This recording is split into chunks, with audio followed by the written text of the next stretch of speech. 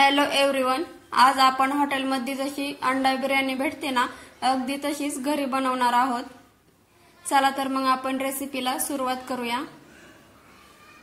यासाठी इथं मी उकडलेली अंडी घेतलेली आहेत। आता या अंड्याला आपण छिद्र पाडून घेऊया। त्यामुळे ना आपण जो अंड्याला मसाला लावणार आहोत तो आजपर्यंत मुरला जातो। तुम्ही चाकूच्या सहाय्याने देखील याला छिद्र पाडून घेऊ शकता। आता आपण या अंड्यांना मसाला लावून घेऊया। यासाठी इथं मी मीठ घेतलेलं आहे, तसेच थोडीशी मिरची पावडर टाकायची आहे आणि थोडीशी हळद।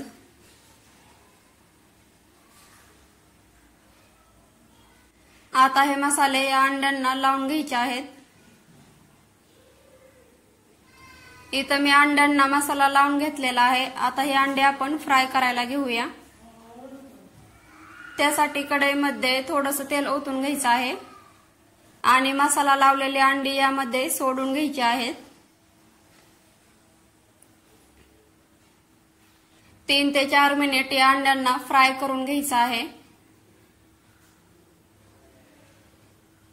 अंडी फ्राय करून झालेली आहेत। आता आपण यांना काढून घेऊया।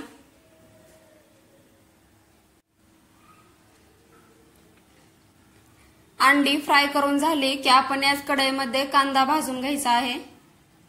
इथं मी उभ्या आकारामध्ये आणि एकदम बारीक असा कांदा चिरून घेतलेला आहे।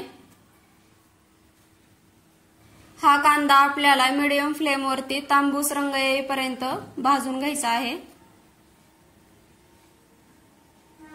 अशाच नवनवीन रेसिपी पाहण्यासाठी चॅनलला लाईक, शेअर आणि सबस्क्राइब करायला विसरू नका। कांदा भाजत आहे तोपर्यंत आपण यासाठी जो मसाला लागतो तो तयार करून घेऊया। यासाठी इथं मी 1 वाटी दही घेतलेला आहे। आता आपण या दह्यामध्ये काही मसाले टाकून घेऊया। यासाठी इथं मी 2 चमचे मिरची पावडर टाकलेली आहे, तसेच अर्धा चमचा हळद आणि यामध्ये आपण बिर्याणी मसाला टाकून घ्यायचा आहे। तुम्हाला जर आणखीन काही मसाले टाकायचे असतील तर तुम्ही टाकू शकता, जसे की धने पावडर किंवा गरम मसाला।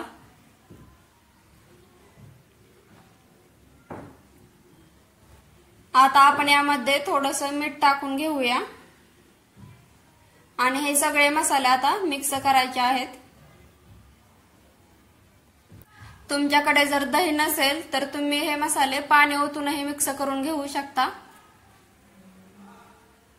एकदम साध्या आणि सोप्या पद्धतीने आपण ही दम बिर्याणी बनवणार आहोत। इथं दही हे आपल्याला ताजं फ्रेश वापरायचं आहे। मसाले या दह्यामध्ये मिक्स करून झालेले आहेत।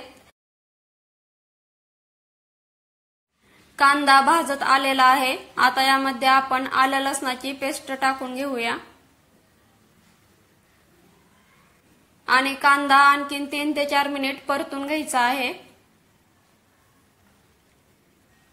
कांदा तांबूस रंगापर्यंत परतून झाला की यामध्ये आपण जो मसाला तयार करून घेतला होता तो ओतून घ्यायचा आहे। हा मसाला या कांद्यामध्ये मस्त असा परतून घ्यायचा आहे। जोपर्यंत याला तेल सुटत नाही तोपर्यंत हा मसाला आपण परतून घ्यायचा आहे। दही घातल्यामुळे आपण ज्या वेळेस हा मसाला परतून घेतो त्यावेळेस त्याला जास्त तेल सुटतं।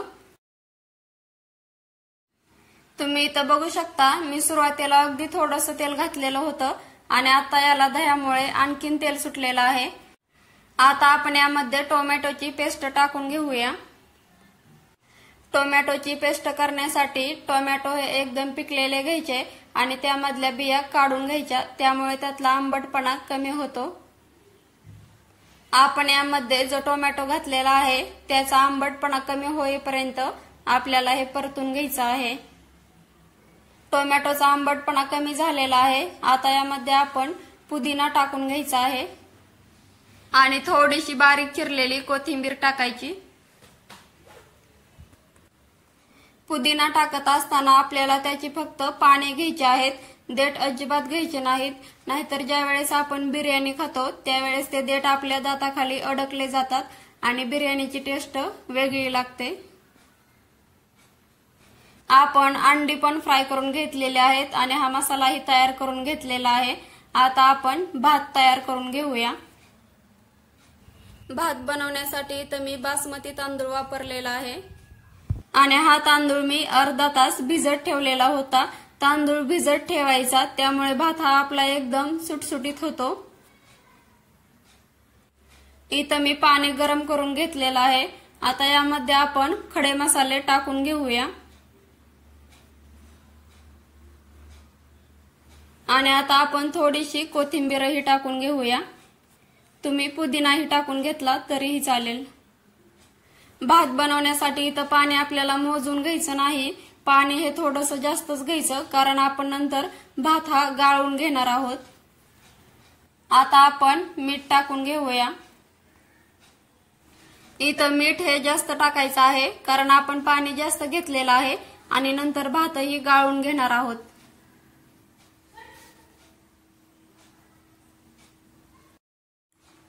खडे मसाले टाकल्यामुळे हे पाणी पिवळं पडतं, पण आपण यामध्ये जर लिंबाचा रस ओतून घेतला तर हे पाणी लगेचच पांढरं होतं। तुम्ही इथं बघू शकता पाणी पिवळं झालेलं आहे। आता यामध्ये मी लिंबाचा रस ओतून घेते। लिंबाचा रस ओतला की पाणी लगेचच पांढरं होतं आणि भातही आपला एकदम सुटसुटीत होतो।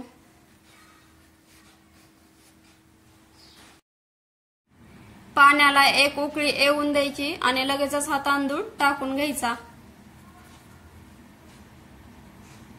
हा भात आपल्याला एकदम गाळ शिजवून घ्यायचा नाही, 80 ते 90% पर्यंत आपण याला शिजवून घ्यायचं आहे।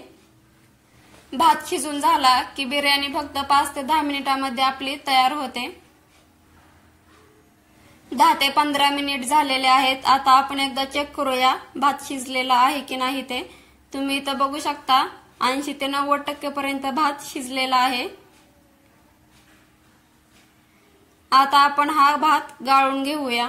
इथं आपण मसालाही तयार करून घेतलेला आहे, अंडीही फ्राय करून झालेले आहेत आणि भातही शिजवून घेतलेला आहे। दम बिर्याणी बनवण्यासाठी याचे आपण थर देऊन घेऊया। यासाठी इथं मी कुकर घेतलेला आहे, तुम्ही जाडबुड असलेलं पातेलही घेऊ शकता। सगळ्यात अगोदर आपण यामध्ये हा मसाला ओतून घ्यायचा आहे।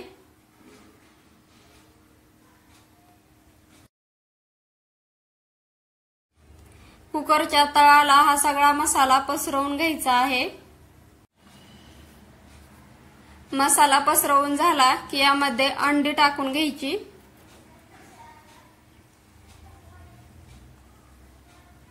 अंडी टाकून झाली की नंतर आपण यावरती भात ओतून घ्यायचा।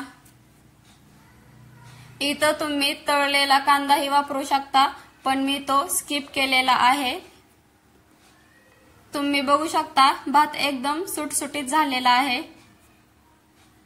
या तिन्हीचेही एक एक थर देऊन झाले की आपण यावरती थोडीशी चिरलेली कोथिंबीर टाकून घ्यायची आहे।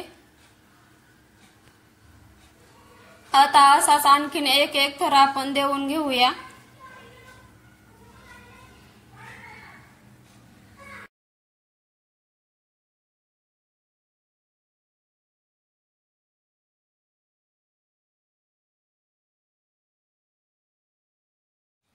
इथं दुसराही थर देऊन घेतलेला आहे। इथं तुम्ही एकच थर देऊन घेऊ शकता किंवा दोन्हीही थर देऊन घेतले तरीही चालेल।